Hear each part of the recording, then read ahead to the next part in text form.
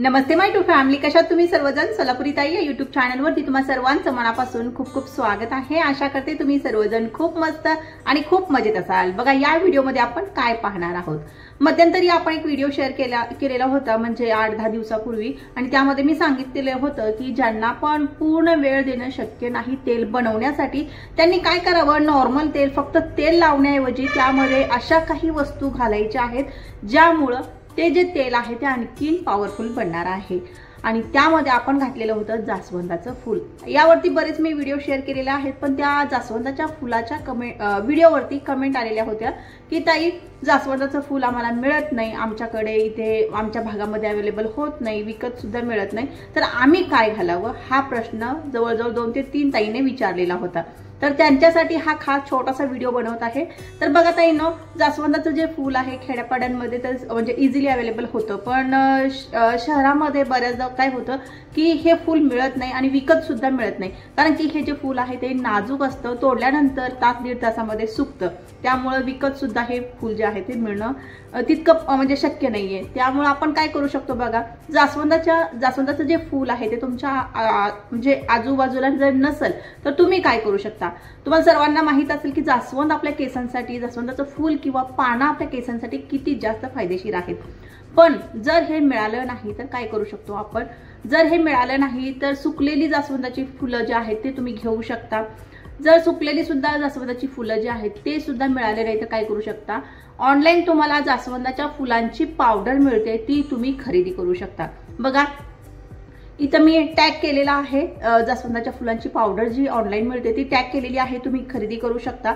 आणि पूर्वी बऱ्याच व्हिडिओमध्ये मी शेअर केलेलं आहे की जास्वंदाच्या फुलांची पावडर म्हणा किंवा जास्वंदाचं फूल म्हणा आपल्या केसांना खूप जास्त फायदेशीर आहे। आणि यावरती मी पॅक पण बनवलेले आहेत, म्हणजे हेअर पॅक पण बनवलेले आहेत, पण ते सगळं काही कोणासाठी आहे, ज्यांच्या म्हणजे अवतीभोवती जे आहे ते जास्वंदाचं फूल मिळू शकतं त्यांच्यासाठी असणारे। पण ज्यांच्याकडे ते फूलच मिळत नाही त्यांनी काय करावं, जास्वंदाची पावडर जी आहे, जास्वंदाच्या फुलांची पावडर जी आहे ती घ्यायची आहे। लिंक जी आहे म्हणा किंवा इथं टॅग केलेला असेल किंवा खाली इथं तुम्हाला व्हिडिओच्या खाली दिसत असेल प्रोडक्ट्स म्हणून जिथं लिहिलेलं आहे त्याला तुम्ही क्लिक केला तर तुम्ही त्या लिंकपर्यंत पोहोचू शकता किंवा त्या पावडरीपर्यंत पोहोचू शकता। त्यासाठी तुम्हाला काय करावं लागणार आहे, इथं जिथं पण तुम्हाला टॅग दिसत आहे त्याला क्लिक करावं लागणार आहे। जर दिसत नसेल व्हिडिओवरती तर व्हिडिओच्या खाली जे इथं लिहिलेलं आहे प्रोडक्ट्स म्हणून तिथं तुम्ही क्लिक करू शकता। तर बघा काय करायचं आपल्याला, तर आपल्याला काय खोबऱ्याचं तेल घ्यायचं आहे। खोबऱ्याचं तेल कोणतं घ्यायचं ते सुद्धा मी बऱ्याच व्हिडिओमध्ये शेअर केलेलं आहे। खोबऱ्याचं तेल आपल्याला सुवासित घ्यायचं नाहीये, तर आपल्याला नॉर्मल घाण्याचं तेल घ्यायचं आहे। घाण्याचं जर तुमच्या भागामध्ये मिळत नसेल तर तुम्ही पॅराशूटची जी बॉटल असते ती घ्यायची आहे। त्यातलं जेवढं तुम्हाला गरज आहे तेवढं तेल काढून घ्या, हलकसं कोमट करा आणि त्यानंतर लगेच हे जे आहे ते उतरवायचंय। कोमट म्हणजे की थोडंसं गरम करायचं आहे, एकदम कोमट पण नाही, थोडंसं गरम करायचं आणि उतरवायचं आहे तेल।